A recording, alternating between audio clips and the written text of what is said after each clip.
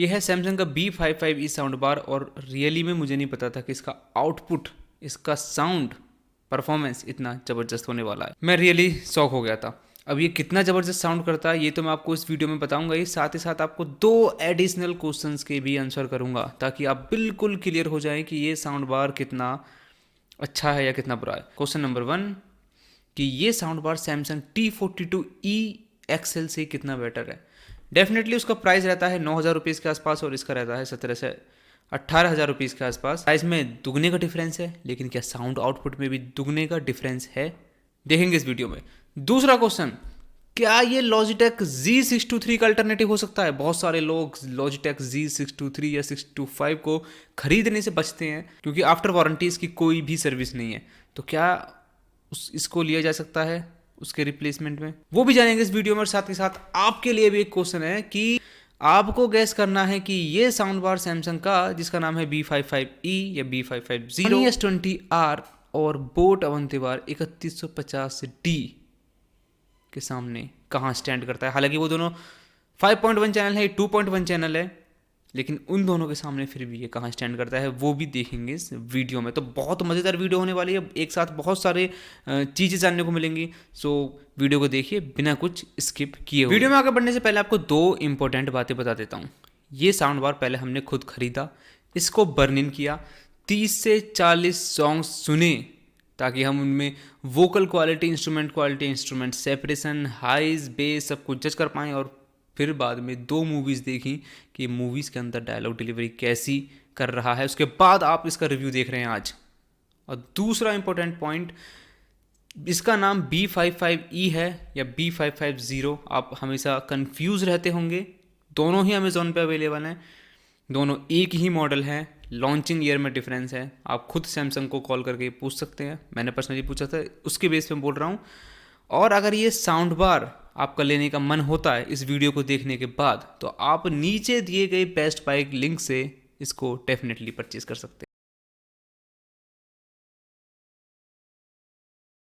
सबसे पहले looks and design की बात कर लेते हैं क्योंकि वो जानना बहुत ज़रूरी है। आपके घर में रखा हुआ ये साउंड बार कैसा लगेगा। यहाँ जो आपको सब वूफर मिलता है वो एक एक्टिव वायरलेस फ्रंट फायरिंग सब वूफर है और इसके पीछे की तरफ आपको बेस रिफ्लेक्स पोर्ट मिल जाता है जो काफ़ी शानदार लग रहा है, देखने में काफ़ी मॉन्स्ट्रस लग रहा है। और सामने की तरफ फैब्रिक फिनिशिंग। इस सब वूफर का जो टोटल पावर आउटपुट है वो है 250 वॉट। सब वूफर का साइज कंपनी ने ना तो डब्बे पे ना ही किसी साइट पे मेंशन किया है और मुझे ऐसा लगता है कि आपको सब वूफर का साइज जानने की कोई ज़रूरत नहीं है। वो क्यों, वो मैं अभी आगे आपको वीडियो में बताऊंगा। इसका साउंड बार भी देखने में काफ़ी अट्रैक्टिव है, जहां आपको टॉप पर 4 बटन कंट्रोल्स मिल जाते हैं। पीछे की तरफ जरूरी कनेक्टिविटी ऑप्शंस जैसे कि HDMI इन, HDMI ARC, ऑप्टिकल पोर्ट और फ्रंट की तरफ एक मेटल ग्रिल इसके ड्राइवर्स को प्रोटेक्ट करने के लिए। इसमें 4 ड्राइवर मिल जाते हैं टोटल, जिनका पावर आउटपुट है 160 वॉट। इस तरीके से पूरे सिस्टम का जो पावर आउटपुट है 410 वॉट। साउंड बार के साथ आपको स्लिम सा रिमोट कंट्रोल भी मिलता है जिसके अंदर सारे जरूरी कंट्रोल्स दिए गए हैं, जैसे कि बेस ट्रैवल का कंट्रोल हो या फिर अलग अलग मोड चेंज करने का या कनेक्टिविटी ऑप्शंस को चूज करने के सारे ऑप्शंस आपको इस रिमोट में मिल जाते हैं। रिमोट काफ़ी स्लिम है, क्यूट है एंड बैटरी भी आपको इस रिमोट के साथ कंपनी प्रोवाइड करती है। अब सीधी बात करते हैं इसके साउंड परफॉर्मेंस पर। लाउडनेस से स्टार्ट करते हैं। 250 स्क्वायर फीट के हिसाब से 250 स्क्वायर फीट के रूम में भी आपको ये पूरा मज़ा देगा, इतना लाउड है ये सिस्टम। इसकी जो रिमोट की वॉल्यूम है वो 100 तक जाती है और जब मैंने इसको छोटे रूम में ट्राई किया, लगभग 10 बाई 12 का रूम होगा, वहाँ तो मैं 20-25 इससे ऊपर कंफर्टेबल हो ही नहीं पाया, इतनी वॉल्यूम काफ़ी थी।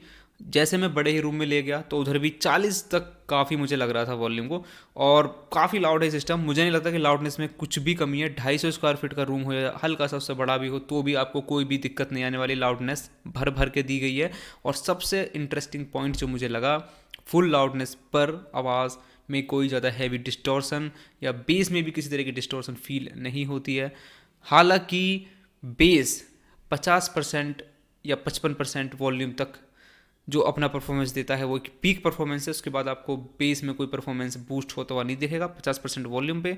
अगर आपने बेस फुल किया हुआ रिमोट से तो वहाँ आपको पीक परफॉर्मेंस देखने के लिए मिलेगा। The United States has great strength and patience, but if it is forced to defend itself or its allies, we will have no choice but to totally destroy North Korea. Vocals, oh my God, vocals are really really really fantastic. उसमें जो आपको human voice मिलती है वो इतनी sweet है, इतनी rich है कि आपको टीवी छोड़ने का मन नहीं करेगा। अगर आपने साउंड बार को टीवी के साथ कनेक्ट किया हुआ है तो आपको लगेगा यार थोड़ी देर और एंटरटेनमेंट कर लेते हैं। म्यूजिक सुन रहे हो तो आपको लगेगा एक दो गाने और सुन लेते हैं।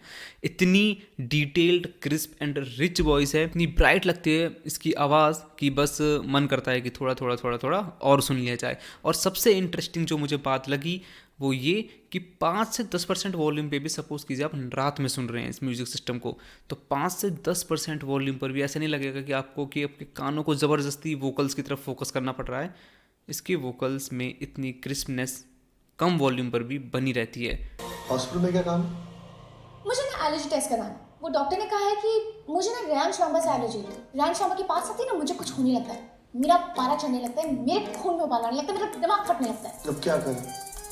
रैन शॉम्बा है ही ऐसी चीज।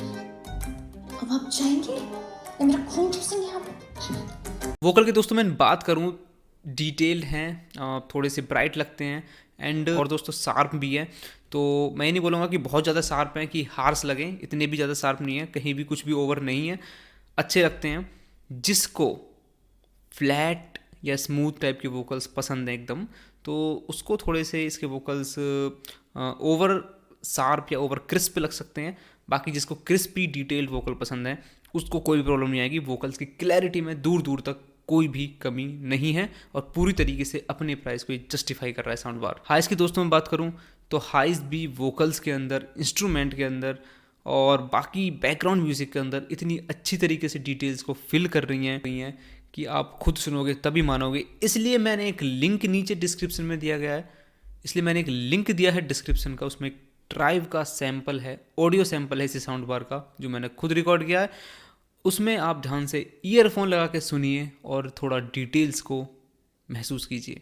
बेस इस सिस्टम का कैसा है उसको बताने से पहले मैं आपको आपके पहले क्वेश्चन का जवाब दे दूं कि ये sound bar Samsung T42E XL से कितना ज़्यादा बेटर है। फार फार बेटर।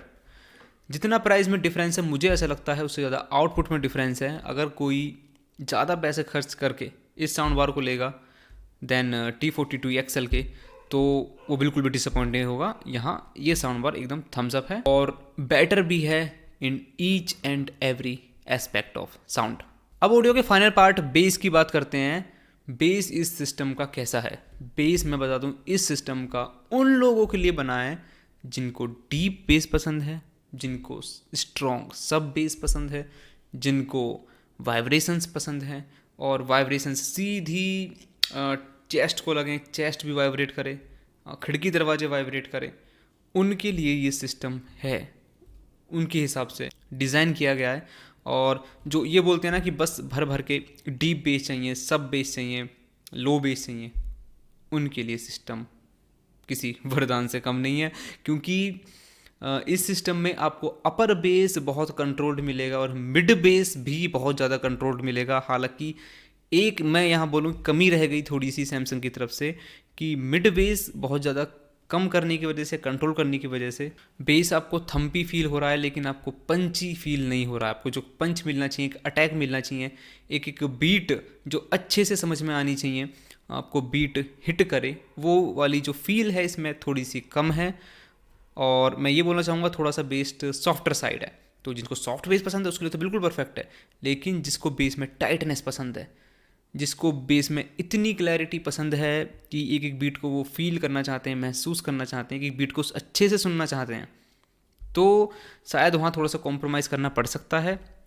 बाकी बेस के अंदर मुझे कोई कमी नहीं लगी, ये बस थोड़ी सी मुझे कमी लगी।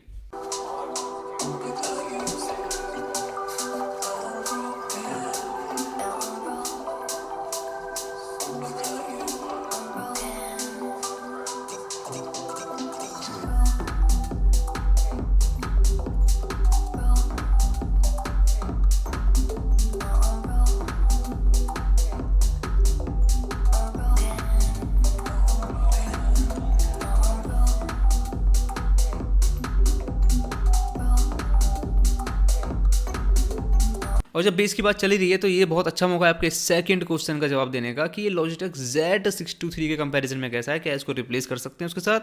तो मैं एक चीज़ बोलना चाहूँगा, उसका बेस भी काफ़ी डीप है, इसका भी काफ़ी डीप है, उसका हल्का सा ज़्यादा डीप है Logitech Z623 की बात कर रहा हूँ मैं, और उसका मिड बेस भी इससे थोड़ा सा अच्छा है, उसमें आपको पंच अच्छा मिलेगा।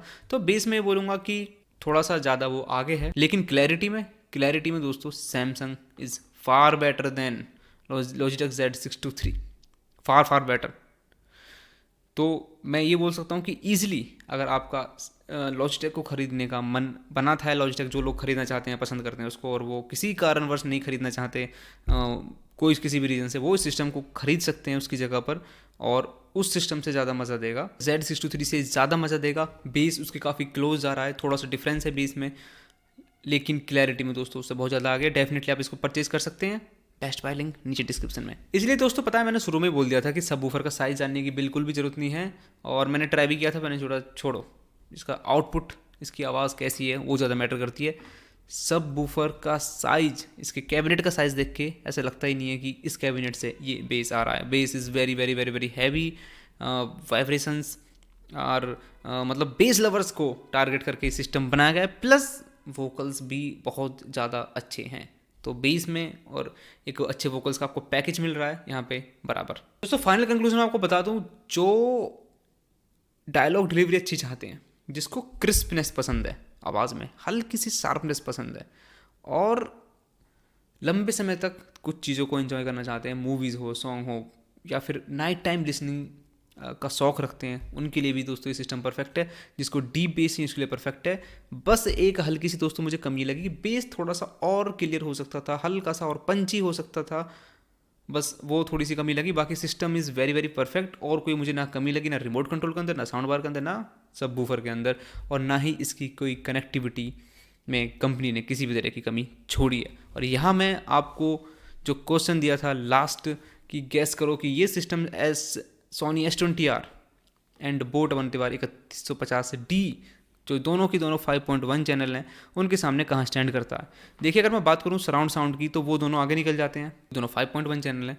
लेकिन अगर हम सराउंड साउंड को 1 मिनट के लिए भूल जाएं, उसको किनारे रख दें, तो ये सिस्टम डेफिनेटली रैंक 1 पर है उन दोनों के कंपैरिजन में। ये बेस में, वोकल्स में, इंस्ट्रूमेंट में, सेपरेशन में, हर चीज़ में उन दोनों से बेटर है। अगर आप इन तीनों सिस्टम में कंफ्यूज हैं तो आप डेफिनेटली इसको ले सकते हैं, अगर आपको एक रियल सराउंड साउंड नहीं चाहिए तो। अदरवाइज़ मैंने वीडियो बनाई हुई है Zebronics 9400 वर्सेस 9530 प्रो की, वो दोनों सिस्टम भी बहुत अच्छे हैं। उस वीडियो को आप देखिए, हो सकता है आपको उधर आपका जवाब मिल जाए। तो मैं चलता हूँ दोस्तों, मिलता हूँ किसी नेक्स्ट वीडियो में। इंस्टाग्राम पे आप फॉलो कर सकते हैं ज़रूरी सवाल पूछने के लिए।